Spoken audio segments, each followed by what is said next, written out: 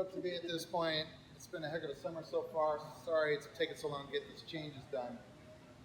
It's kind of been, if it's not broke, don't fix it. But we're gonna turn into high gear summertime right now. There's a lot of really good fresh stuff, a lot of different changes. So everybody just try and ask as many questions as you need to understand. I will explain each dish.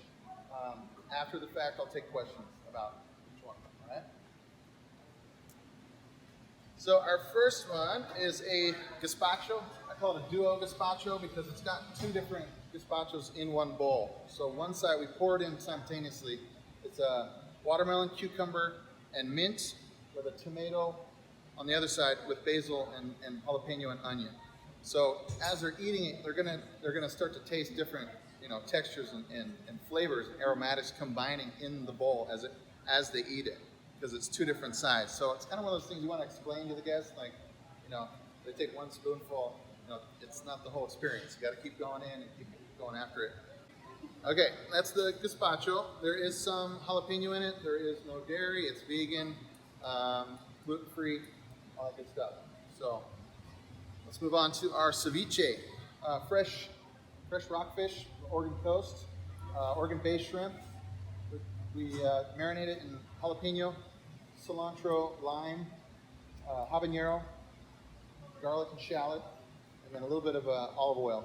And then I garnish it with some cilantro, green oil, and fresh avocado, and like chili dusted corn chips, and some buttered lettuce too.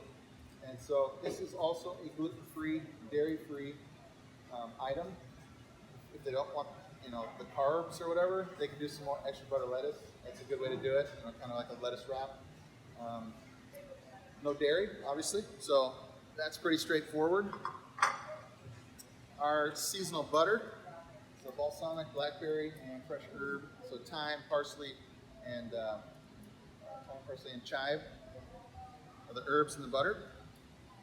And we have our classic caprese.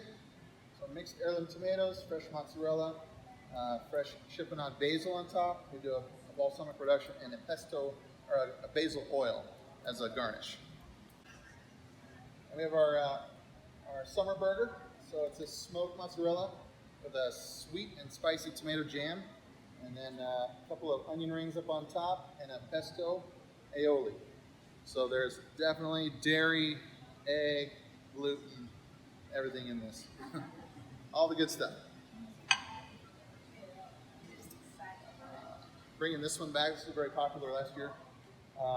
So it's a grilled peach sando, sourdough toast, pesto, prosciutto, fresh burrata, arugula, and some balsamic drizzle on top.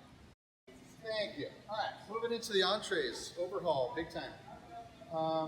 So we have our Cascade Natural hanger steak, still marinated the same way we do it previously, same as the bites. It's got the soy sauce, brown sugar, whole grain mustard, garlic. The soy sauce is gluten-free, so that part is gluten-free. The dish itself is gluten-free. There is no flour in the potato, so it's kind of like a potato skin crossed with a twice-baked potato. So I bake it, I hollow it out, deep fry that shell, and then make a filling out of all the potato, stuff it back in there, and then bake it. So there's a few steps to it. And then our grilled red onions and heirloom tomato, just charred on the grill, with a blue cheese sauce underneath it.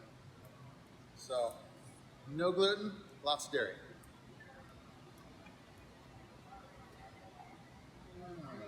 This is gonna be fun. This is our bucatini. It's in a peppernade sauce. So pepper sauce is with fennel, onion, red pepper, tomato. So it's kind of a tomato base, but then we finish it with creme fraiche. So it does have some dairy in it. And then the Parmesan on top as well as the dairy. Obviously it's gluten with the pasta.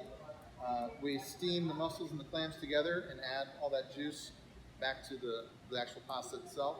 So it has a lot of that nice brininess to it. A little bit of chili oil to garnish, and that's it. Fresh herbs. And then we have our smoked mozzarella and portobello ravioli. So we're kind of sticking with the green sauce. I'm kind of liking that.